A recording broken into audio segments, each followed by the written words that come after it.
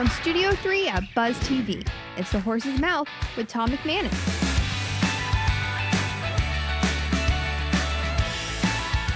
All right, welcome into another edition of The Horse's Mouth here at my bar at Tommy Max, of course, where everybody is welcome to have a seat, get a chance to tell their story about what they're doing out there in Duval and beyond. Of course, our show brought to you by Foodies Care, a wonderful organization helping those that are hungry, helping those that are homeless right here in Northeast Florida. We are very happy to have them on board. This show is going to be a really good one because I always love talking to people that are helping people out there. And these three gentlemen and the group they brought, that's what they're doing. They're helping men and people, but they're helping men going from being incarcerated into living the civilian life. And I know I'm not doing it justice, but we're going to talk about it. It's going to be a great thing. The Baselli Foundation's wrapped around Tony and Angie. They always do great things in our community, and it's an honor to have them to be a part of this as well. So let's welcome in the panel, and we'll get it started. Up first, Alan Lauder is here. Hey, Alan, from the Baselli Foundation. Welcome. Thank you, man. How long have you been with the Baselli Foundation? I've been with them about a year now. Okay. And what's your background? What was your background? Juvenile justice at the state attorney's office. So Okay. I've been doing juvenile justice for over 20-something years. Wow. Yes. Wow. How'd you get into that, man? Was it a calling? Was it? Yes, what's it Yeah. called? And growing up in Savannah, Georgia, Okay. growing up with a single mom raising me in the projects in Savannah, Georgia, Okay. a lot of the men who poured into me in Savannah, Mhm. and it just kind of became my passion. And when I went to school, that's what I went to school for. Yeah, that's great. Yes. Great to have you on the show. Thanks. Thanks for taking the time. Garland Scott's here from Noah's Ark. Hey, How you Garland. doing? How you doing? Welcome. How you Looking doing? sharp, man. They look really good. Tell us about Noah's Ark, please. Noah's Ark is a reintegration center that help guys transition back to society Yep. to learn different things. It's been around since 1993. Wow, Mhm. fantastic. I love what I do. I'm a former gang member from New York City that Are was expedited here by NYPD. What gang? Not that I know them all, but what gang we talking? Jamaican Posse. Okay. Okay. Yeah, for a while, and Yep. been here and just trying to change lives, make a difference. That's fantastic. Mhm. That's tough. I got to imagine being in that gang life and trying to get out and trying to get into the real life, Well, what happened? I had a drastic change that made Okay. me flip right away, and ever since then, I love what I do. So it's Good. not work anymore. Good. I love it. I love that you're doing that. And we've got Dennis Dumas here from New Boots Project. How are you? I'm great, And man. Morning Oil, right? The coffee. Yes, sir. That's fantastic. That's yours as well? Yes, sir. All right. We'll get into that in just a minute, but tell us about the New Boots Project, if you will. So we created the New Boots Project to do exactly what it's called, to put new boots on new men and women into new jobs in the trades. And Okay. a big part of that is focusing on reintegration, we'll call it. Okay. And my background, similar to Garland, a former gang member, Okay. served 3 years in institutions in California, Okay. paroled from the highest level of security that exists in America in the level 4 shoe yard in Tehachapi in 2008. And since then have poured most of my life into some sort of health, fitness, or wellness of men and women around the world. Mhm. And always with a strong focus on helping people come back into the world, not just become civilians again, but to become peers of ours, people who are actually part of the whole entire world again, not just a second chance, but to really teach them how to use everything they've been through, good, bad, or otherwise, as what we call their superpower, and Okay. and really become part of society again. Do people coming out of being incarcerated, do they develop different skills inside that they take to the outside? You know what I mean? Like Yes. whatever it is, I don't know. I've never Mhm. been in that situation, but is there that, like in the military, you learn different things, and then you go, when you're done in the civilian world, you're using those tools to figure it out, or no? Are we starting Yes. from? The answer is yes. The Okay. answer, but the answer is a solid yes, and even more so. And this is where, what we'll talk about today too, is a lot of people don't understand that street life teaches you a lot, prison life teaches you a lot, and Yeah. what the part of what we want to do in reintegration is to help these men understand all of that is useful when Absolutely. reconciled, Yep. harnessed, and applied. Mhm. And that's You a big part mentioned of trades. That's why I asked that. I'm sorry. That's why I asked that question. You Mhm. said the trades because you look, the trades are huge now, right? I mean, not just for everybody. There's kids coming out of high school. Hey, maybe you don't want to go to 4 year. You're going to go into the trades, be an electrician, be a plumber, whatever the case may be. That's what I thought. Maybe they were learning that, and there they come out. Maybe they have an idea of where they want to Well, go after their If you talk about trades specifically, we actually have a program that we're working on implementing right now, 18 months prior to release. It's called Job Site Link. And that will allow the men to start to reintegrate with a new identity, a professional identity. And that's a super powerful word, is that identity word. And so for us, being able to get reintegrated on that level, yes. But I like your question posed the other way better, because it's the question that most people shy away from when we talk about how to help these men use their whole entire life to become a better contributor, more solid, more safer human. And so it's not just about teaching them new things. It's about helping finding them a passion or something. Well, they got to learn how to harness what they did. Look, I'm a former high-level gang member. I was a Sureño in the prisons. I became a leader in the prisons. I ran businesses before I went in. The way I describe this for everybody is that everything you've ever experienced in your life is the only thing you have that I can't have. Your past is your superpower. And I describe it like this: the hardship that he went through in Savannah, him in New York, me out in California, every single one of those things is my unique thing that only I have. So if I don't learn how to reconcile it and use it, then it's useless. But if we teach these men, hey, everything good, bad, or indifferent that you've ever done, and if you reconcile it and then learn how to apply it, is actually a tool for advancement. The people sitting here that know me will tell you there's an edge to those of us who have experienced that stuff. When you learn how to use that edge to your advantage, the sky's the limit, man. We'll outwork everybody. We'll be the most loyal people. Well, it's very similar to a military transition. Yeah, sure. You know, there's a discipline and an energy that's taught in you that can be something that excels you beyond. So you have to surrender your path, right? You're just like, all right, that's my past, and now I'm moving forward, right? So what's the first step after that for these men to get into civilian life? Garland, what would you say? What's the get back to what Phil was saying? Repurpose their life. Rewrap their life. Most of the stuff that I do now, heal them. Most of the stuff I do now is still part of me from the past, when I was doing my crazy stuff. Now I understand how to do it. I can't go back and reach back unless I understand or empathize with they understand. The first thing is with me is you got to get in their head. You got to change the way they think about themselves. Like you said, value, image. They've been beaten down a lot. And you got to let them know the greatest discovery is self-discovery. Once you find out, once you begin to do that, then you got to build a relationship. There's no rehabilitation without a relationship. There's no anything without a relationship. Once you build that trust, then you can start the work. Absolutely. How about faith? Where does faith come in? Does it come in? It's probably doesn't come in for everybody, but well, with me, faith comes in. I believe I've been doing this work a long time. There's three components that make it work: justice, community, and faith. Those three together will make it work. I don't tell people a lot, but I've been a pastor for over 30-something years. Cool.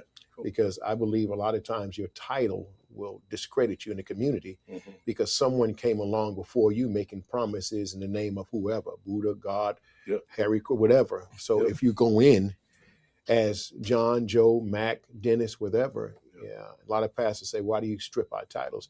I believe in faith you're seen before you heard. If they see you living it, that would attract them more than you making all these promises and commitments and failing again. So faith, walk in the walk, living, let them see it. And when they see it, they will ask you about it. You guys are like head coaches almost. You know, I mean, you have to get inside the head of these young men or men, try to figure out, how can I motivate them? How can I keep them in a good, frame of mind? How can I give them self-esteem? It's there's some similarities in that. But the thing about that is you have a lot of people heretofore that's been trying to do it, but cannot relate. That's what makes it different with what Dennis does.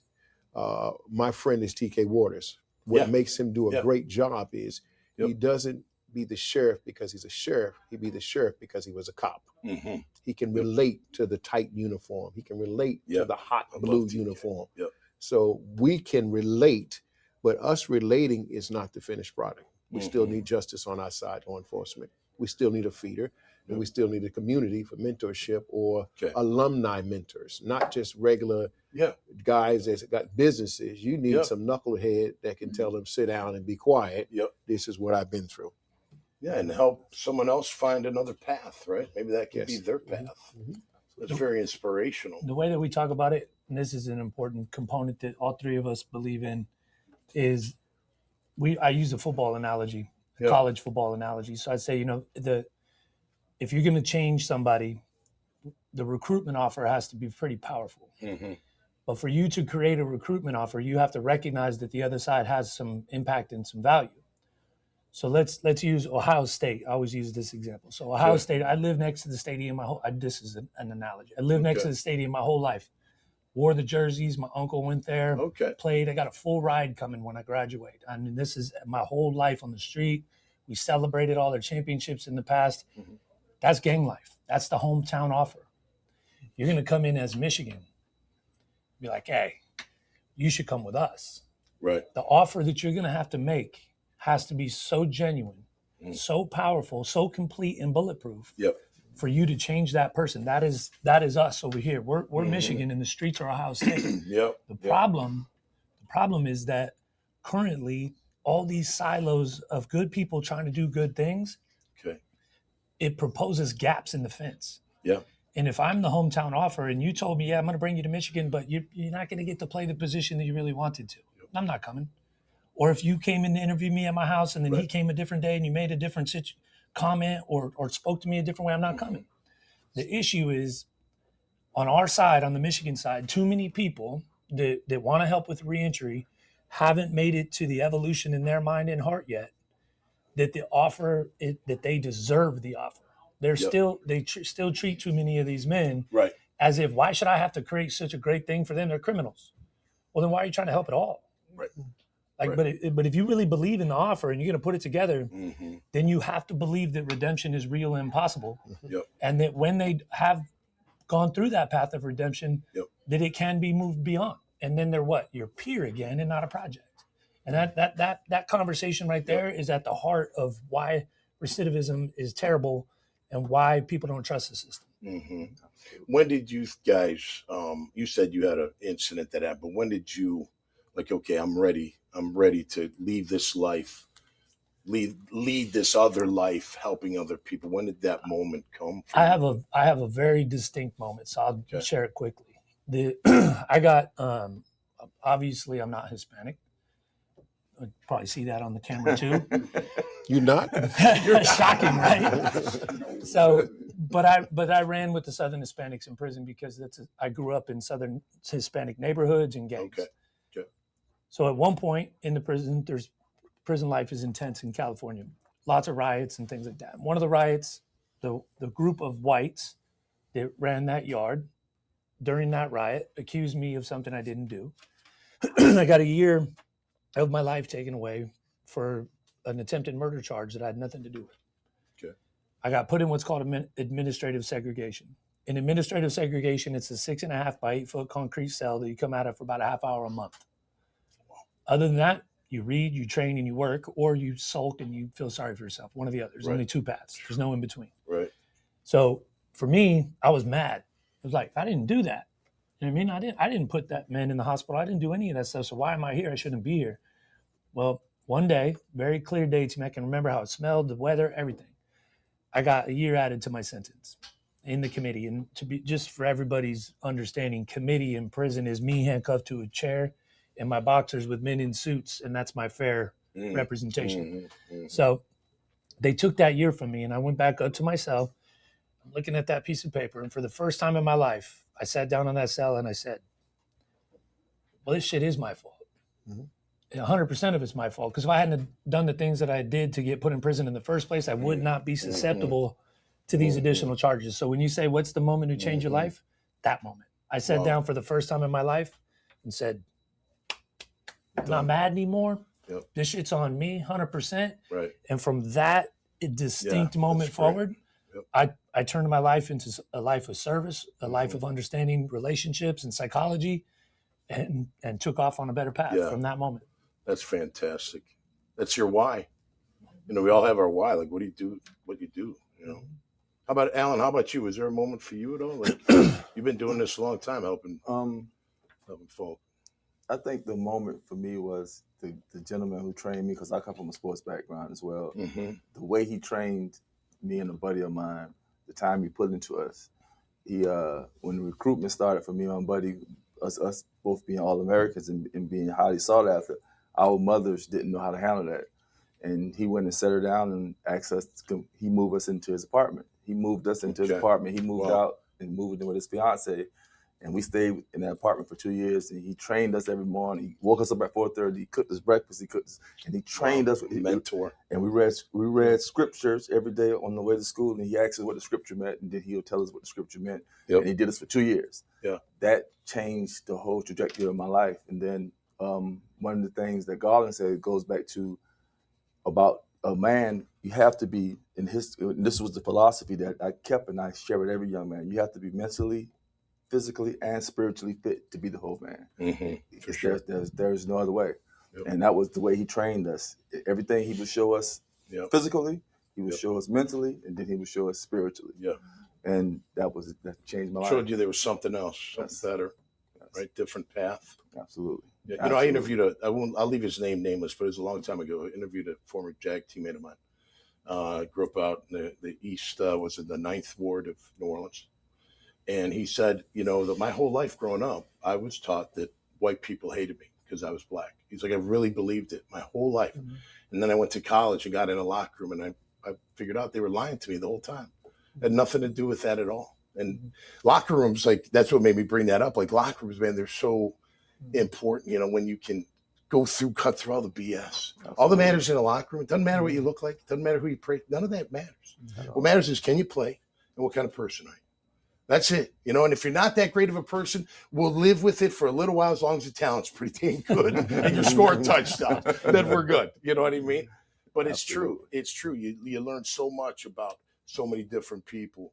So today here, Garland, what would you like this audience to know most today? Like, how can we help?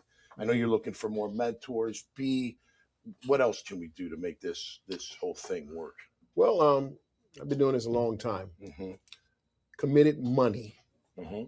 Money makes it work.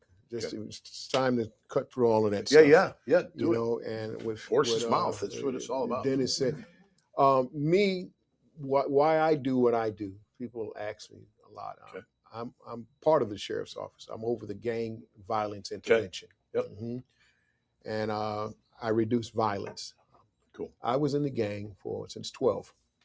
Wow. And when I was 28, it circled back. My father always said there's bigger guns and faster draws. Mm-hmm. Yep. Well, there was a hit put on me. And I thought it was a joke because I'm Teflon Don. You don't mess with me. Right. And they start killing off my friends. So I went and told my mother. Why did I tell my mother? She was an NYP officer sergeant. And she didn't know I was doing all the stuff. Wow. So she said, you have family in Georgia? Wow. I punked out and ran out of here to Georgia. Mm-hmm. I couldn't adapt to Georgia. So I made it, snuck over to Florida, Orange Park, right down the street. Okay. This country place is easy to control. Mm-hmm. All weak and soft. I'm on 100. And I was married at the time, and my wife said, I'm not getting with this no more. I'm leaving. I'm not coming back to Florida. So she said she's taking the kids. She's going to leave. I told her, kick rocks, leave. She said, I'm taking the boys. I didn't have a father. So I didn't want her to take the boys. Someone said, go to church. I went to church. Back then, believe it or not, I was muscled up, 275 pounds. 275? I was benching 460. Oh, jeez. Easy. Tank top. I went to church with the tank top on and shorts on and parked my fat boy Harley in the pastor's parking place. There you go. When I parked it there, I already messed up. I didn't know. And I smelled like a wet dog because it was raining. And I literally got put out because I kept making noises. And the noise was, are you tired of being on drugs? I'm right here. Yep. So I got put out, and somebody told me, Jesus will fix it, come back. I went back. Yep. I'm telling you what we need. That's why I went back, and I found out, man, at church you can get women, you get money, and you get food. Yep. So I got me a new gang, the whole church. So I just worked it, got my money, my food, my women. 3 years passed, I wanted to go home. So I shaved my hair off. I had locks, and I grew a beard, went home, ran into one of my little runners that I trained from 12 years old. Okay. I bought him his first prostitute. I taught him how to shoot, taught him how to fight. He was my little mentee. Wow. And I ran into him. He said, hey, man, I've been holding it down while you was gone. He said, what you doing? I couldn't tell him I wouldn't do it anymore because back then you soft. Right. 3 hours, I left, came back home, thought about him, called my brother, said, go across the street and get little Junior. Say you didn't hear? I said, what? The cats that was looking for you rolled up. He wouldn't talk. They bust 7 caps in Junior. Junior's dead. Everything switched right there. We need people that are empathetic. Yes. We don't need silos. Right. We don't need to compete with people. We need to complete people. Right. We need real partnerships because we're running out of time. It's not, this is the beginning, what Phil is doing. This is just a project that's going to take over the whole country because I've been doing this for a long time and I'm really impressed at what he has. And I'm not very easily impressed because this is my blood, sweat, and tears. Every guy that I help is that guy, Junior. And I realize over all the years, we keep making up excuses why we can't do it right. We don't have enough funding. We don't have enough support. We don't have enough people in place that can continue to fund it. Because my slogan back then is still the same. They're coming home, and they may be your neighbors. So you want them not just to be convicts. You want them to be formerly incarcerated professionals. Okay, they're telling me to wrap, but I got to ask this. So how do we break this stigma of men coming out of incarceration, people, whatever, their employers, just neighbors, whatever they may be, like, oh, you know, scared, whatever they may be. How do we get past it? How do we get past it? I got 2 things to share. I'll share that, and I have 1 thing to ask. Okay. So the way you break it is by having people. It's a perfect way to segue into closing this out.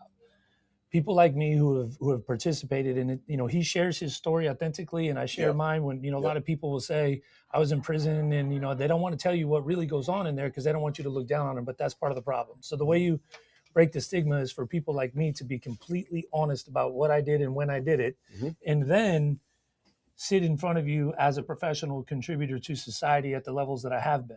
So how do you break it? You take people like me, you tell the truth, you have the people who have had the success, and they bridge it. It's on my heart to be that bridge because there aren't enough people willing to be honest about what they really did and who they really were, and then have the successes and still want to go back and help. So it's going to take those of us who have been through it, and this is one of the things that I talk about with the Baselli Foundation. There has to be a flywheel where the folks that come through the program get back in the program and start training the folks who are new to the program. Once that flywheel starts happening, then we start putting the men back on top of the men. That's how you change a whole community. People like me can get it started. I should not be the one who runs it forever. I can kick it off because of my business experience, but the people we're mentoring, I need to be able to walk away. And this becomes a community mentorship program because it's their community, not mine. Right. And so that's what needs to happen. And too often people want to stick in it because there's money or this or that. We want to kick off that flywheel and walk away, let the community manage itself. And that's the only way that whole communities will change. I got one ask of you guys. We have a program that's going to kick off called the New Boots Academy. The New Boots Academy will start with men 18 months prior to release. Okay, we'll pick them up at the gate. We're going to take them to Noah's Ark. They're going to live at Noah's Ark for a year. While they're at Noah's Ark, we have an entire wraparound service, to his point, the mental, the physical, and the spiritual health. As long as you believe in something bigger than you, we can come into an agreement and we can serve. We're going to select them in from the prison, pick them up at the gate, put them in the academy. While they're in the academy, we have entire wraparound services. I've opened over 400 brick and mortar gyms around the world. So we got fitness, nutrition, health, and wellness dialed. We have the Baselli Foundation mentorship program coming in as part of this. We have Garland and Noah's Ark and his wife running this place. They've been doing this for a long time. While they're there, we have classrooms, we have shower style locker rooms, we have computer labs, recording studios, pool table, ping pong, bunks, bed, laundry, the whole thing. Okay. While they're living there, we're going to take them out into the communities where if anybody wants to get involved, we're going to be buying houses. When we get those houses, these men will rebuild, refurbish, and remodel those homes as part of their skilled training. See, now you can see how the trades tie back in, right? After they're done at the Ark, we're going to move them into those houses. They're going to live in those houses for 6 months or a year, depending on the contribution level. So we're talking 3 years, full level reintegration for 20 men at a time in this academy. Our goal is to demonstrate how this is the direction to change recidivism. And then we want to build a bunch more academies. So my ask is this: on September 12th, we're having a fundraiser to help reopen the Ark. Noah's Ark needs fire safety protection. It's a building's been in Springfield for a long time. When it stopped housing the previous program, the fire department said, hey, we got to put some safety measures in place. This is a $200,000 investment to put the fire sprinklers in. We need to raise that money. As Okay. soon as that money's raised, we have contractors and everybody willing to volunteer and come in and do the work. We'll have Okay. it done. We'll have it open. By the end of the first quarter of this coming year, we will have men in that building Okay. remodeling homes on the east side. Give them what the best website to get. You can go to involved. morningoil.com, click Okay. on New Boots Project. It's right Okay. there in the menu bar. You'll see everything. You can Okay. come down to Morning Oil and learn about it at the Union Terminal Building, September 12th, 9 to 1 p.m. Live music, food trucks, party, Okay. raise money for the art. I want to end it with this too. That's fantastic. And when we share this, we'll all share it on social media. And Yes, sir. compound it. Mhm. But maybe we could do some kind of program. Any of the guys want to learn about communication, getting in front of the camera, behind the camera. Oh, that's Yeah. You great. know what I mean? That could be an Absolutely. interesting That's trade great. for them too. Absolutely. I'm And sure we'd have no problem entertainment's a doing big part of life in general Yeah, right now, whether you're an absolutely. influencer or whatever. So that's great. All right. Well, thank you for your honesty and thanks for being here, man. Really cool stuff. Thank you. Can I just Keep give you up some? Yeah, throw it stats in. right Yeah, quick? yeah, It's 54% less likely teens will be arrested to peers with a mentor. 41% less likely to abuse drugs or alcohol. Okay. 52% are less likely to skip school with a mentor It's a mentor, in their lives. keeping them accountable. Yes. Yes. Yeah. And that's what the Baselli need Foundation's it. whole program is Yeah. mentorship. That's why it brings it up. Yep. That's fantastic. Do you and Tony do any one-on-ones in the hallway at all?